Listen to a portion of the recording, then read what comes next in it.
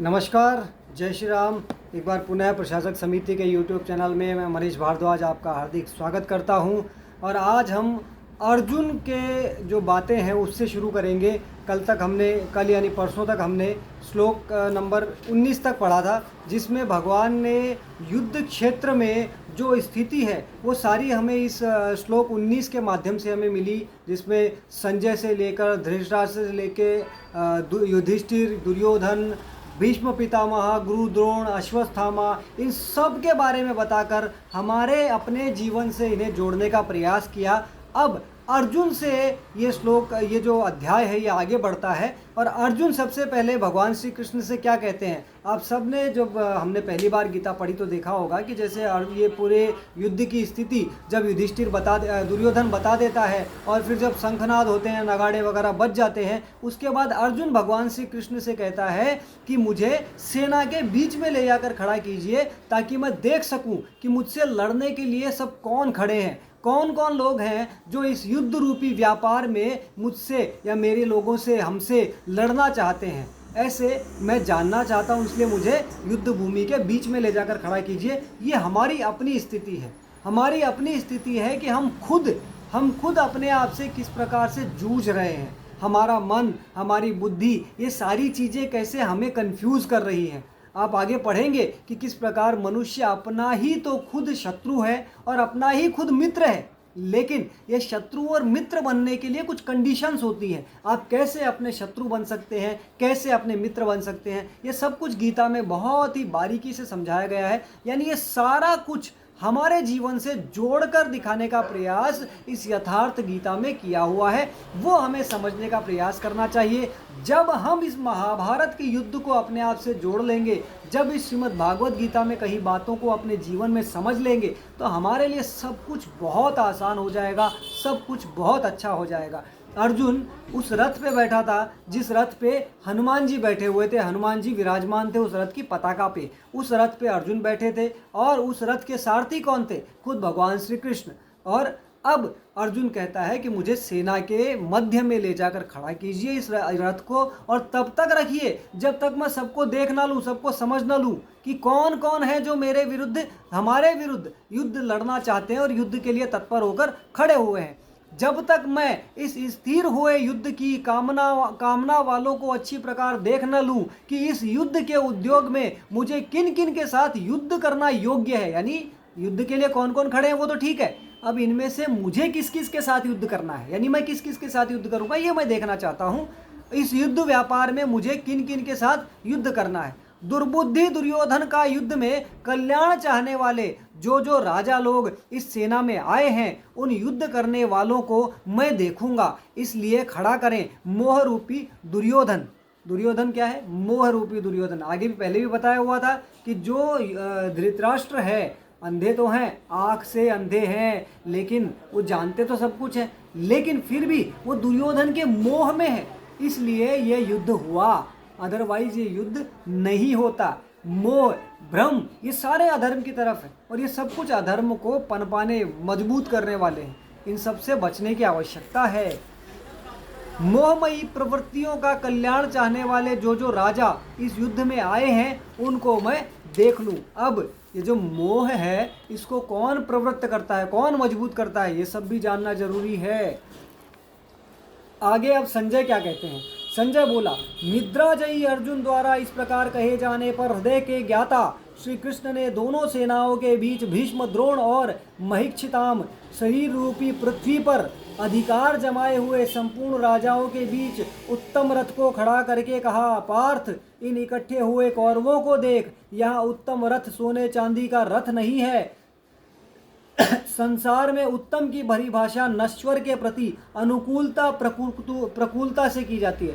यानी उत्तम किसे कहते हैं, क्या अच्छा है क्या बुरा है हमारे शरीर के लिए, नश्वर के लिए, ये इससे परिभाषित आज के समय में की जाती है। यह परिभाषा अपूर्ण है। जो हमारे आत्मा, हमारे स्वरूप का सदैव साथ दे वही उत्तम है, जिसके पीछे अनुत्तम मलिनता न हो। यानी आज हमें उत्तम क्या लगता है? जो हमारे लिए, यानी इस शरीर, इन इंद्रियों के लिए, हमारे भौतिक सुख के लिए जो अच्छा है हमें वो उत्तम लगता है, परंतु उत्तम वो होता है जो इस आत्मा के लिए सही हो। ये बहुत छोटी सी बात है, लेकिन ध्यान देने लायक चीज़ है। इसके उपरांत अचूक लक्ष्य वाले पार्थिव शरीर को रथ बनाने वाले पार्थ ने उन दोनों सेनाओं में स्थित पिता के भाइयों को, पितामहों को, आचार्यों को, मामाओं को, भाइयों को, पुत्रों को, पौत्रों को, मित्रों को, ससुरों को और सुहृदों को देखा। युद्ध में सामने कौन थे? सब अपने ही परिवार के तो थे, तो उन सब को अर्जुन ने देखा।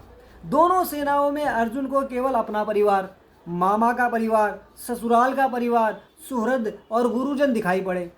अब अड़गड़ानंद जी क्या कह रहे हैं उसको ध्यान से समझिएगा। महाभारत काल की गणना के अनुसार 18 अक्षौहिणी लगभग 40 लाख के समकक्ष होता है, किंतु प्रचलित गणना के अनुसार 18 औक्षणी यानी 6.5 अरब के लगभग होता है, जो आज के विश्व की जनसंख्या के समकक्ष है। इतने मात्र के लिए यदा कदा विश्व स्तर पर आवास एवं खाद्य समस्या बन जाती है। इतना बड़ा जनसमूह अर्जुन के 3-4 रिश्तेदारों का परिवार मात्र, क्या इतना बड़ा भी किसी का परिवार होना संभव है? ये प्रैक्टिकल बातें पूछ रहे हैं अड़गड़ानंद जी। कदापि नहीं। इस हृदय देश का चित्रण है, यानी ये जो चित्रण है 18 औक्षणी सारे अपने ही बंधु बांधव, ये एक हृदय देश का चित्रण है। आगे इस प्रकार खड़े हुए उन संपूर्ण बंधुओं को देखकर अत्यंत करुणा से आवृत वह कुंती पुत्र अर्जुन शोक करता हुआ बोला। अर्जुन शोक करने लगा। अब ये जो पहला अध्याय है इसका नाम ही है अर्जुन विषाद योग, यानी अर्जुन जब सारी चीज़ें देखता है तो वो शोकाकुल हो जाता है। वही हमारी स्थिति है। हम भी तो इस दुनिया में हैं, तो न जाने किस किस के मोह में बंधे हैं, कौन कौन से भ्रम में जी रहे हैं कि हम सच्चाई को छोड़कर, ब्रह्म सत्य जगत मिथ्या, सच्चाई को छोड़कर किस प्रकार से इस जगत में रमे हुए हैं कि हमें कुछ पता ही नहीं रहता, कुछ सुध ही नहीं रहती, और हम खुद अपने जीवन को बर्बाद करते हैं। चलिए आगे बढ़ते हैं। तो हे अर्जुन क्या कहते हैं, हे कृष्ण, युद्ध की इच्छा वाले खड़े हुए इन स्वजन समुदाय को देखकर मेरे अंग शिथिल हुए जा रहे हैं, मुख सूखा जा रहा है और मेरे शरीर में कंप तथा रोमांच हो रहा है। इतना ही नहीं, हाथ से गांडीव गिरता जा रहा है। गांडीव जो हमारे ये अर्जुन का जो धनुष है उसको गांडीव कहा जाता है, उसका नाम गांडीव था। गांडीव गिरता जा रहा है, त्वचा भी जल रही है। अर्जुन को ज्वर सा हो आया, संतप्त हो उठा कि यह कैसा युद्ध है जिसमें स्वजन ही खड़े हैं। अर्जुन को भ्रम हो गया। वह कहता है, अब मैं खड़ा रह पाने में भी अपने को असमर्थ पा रहा हूँ, अब आगे देखने की सामर्थ्य नहीं है। यानी अर्जुन अब पूरी तरह शोकाकुल हो गया है, भ्रमित हो गया है, मोह माया में फंस गया है, धर्म अधर्म नहीं समझ पा रहा है। हे केशव, इस युद्ध का लक्षण भी विपरीत ही देखता हूँ। युद्ध में अपने कुल को मारकर परम कल्याण को भी नहीं देखता हूँ। कुल को मारने से कल्याण कैसा? संपूर्ण परिवार युद्ध के मुहाने पर है। इन्हें युद्ध में मारकर विजय से मिलने वाला राज्य और राज्य से मिलने वाला सुख अर्जुन को नहीं चाहिए। वह कहता है, कृष्ण, मैं विजय नहीं चाहता, राज्य तथा सुख भी नहीं चाहता। गोविंद, हमें राज्य या भोग अथवा जीवन से भी क्या प्रयोजन है, इस पर कहता है। अब इस पर क्या कहते हैं वो सुनिएगा। हमें जिनके लिए राज्य भोग और सुखाधिक इच्छा है, यानी जिनके लिए हम सब कुछ चाहिए हमें, वही परिवार के लोग जीवन की आशा त्याग कर युद्ध के मैदान में खड़े। यानी जिसके लिए हमें लड़ना है, अपने परिजनों के लिए, वो तो खुद ही लड़े, वो सामने खड़े हैं लड़ने के लिए। हमें राज्य इच्छित था तो परिवार को लेकर, भोग सुख और धन की पिपासा थी तो स्वजन और परिवार के साथ उन्हें भोगने की, किंतु जब सब के सब प्राणों की आशा त्याग कर खड़े हैं तो मुझे सुख, राज्य या भोग नहीं चाहिए। यह सब इन्हीं के लिए प्रिय थे। इनसे अलग होने पर हमें इनकी आवश्यकता नहीं है। जब तक परिवार रहेगा तभी तक ये वासनाएं भी रहती हैं। झोपड़ी में रहने वाला भी अपने परिवार, मित्र और स्वजन को मारकर विश्व का साम्राज्य स्वीकार नहीं करेगा।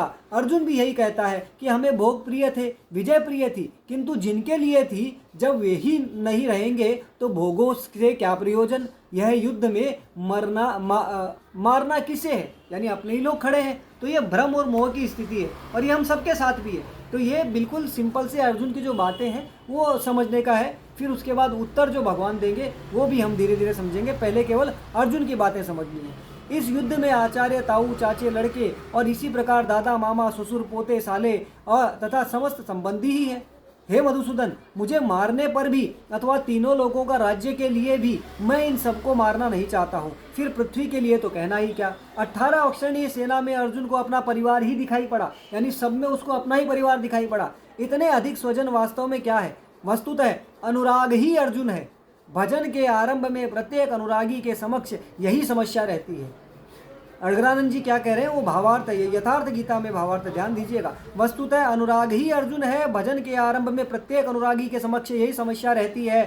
सभी चाहते हैं कि वे भजन करें, उस परमात्मा, उस परम सत्य को पालें, किंतु किसी अनुभवी सदगुरु के संरक्षण में कोई अनुरागी जब क्षेत्रज्ञ के संघर्ष को समझता है कि उसे किससे लड़ना है, तो वह हताश हो जाता है।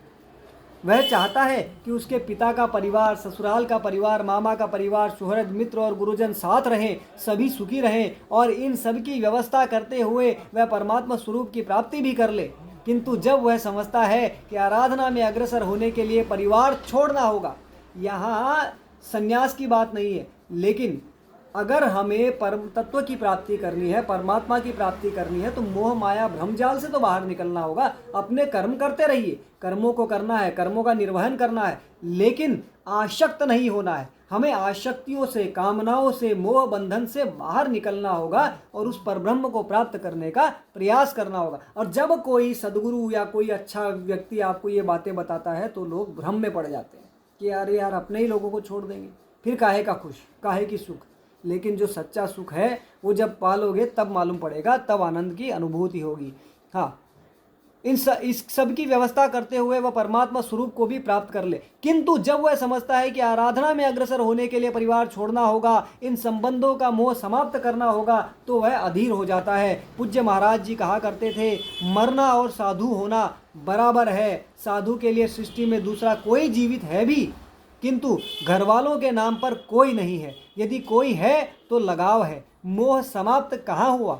जहाँ तक लगाव है उनका पूर्ण त्याग, उस लगाव के सह अस्तित्व मिटने पर भी उसकी विजय है। इन संबंधों का प्रसार भी तो जगत है, अन्यथा जगत में हमारा क्या है? तुलसीदास कहचित विलास जग बूझत बूझत बूझे, मन का प्रसार ही जगत है, यानी मन को जितना प्रसारोगे जगत है।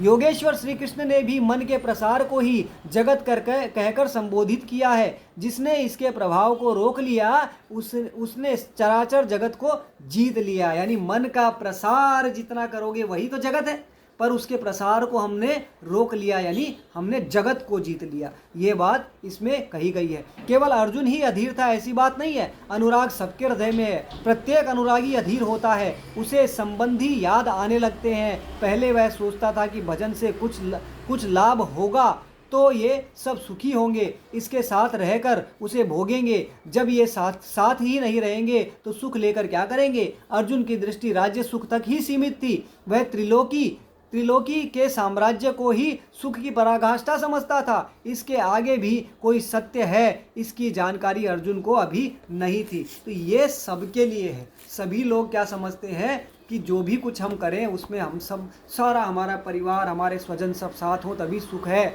लेकिन जब हम परमात्मा तत्व को प्राप्त करना चाहें, परमात्मा को प्राप्त करना चाहें, तो थोड़ा सा अलग हो जाता है। आसक्ति, मोह, बंधन से मुक्ति की आवश्यकता होती है, तभी परम सत्य को प्राप्त कर सकते हैं। आगे हम 36वें श्लोक से कल पढ़ेंगे। तब तक के लिए आप सभी को जय श्री राम, हरे कृष्णा।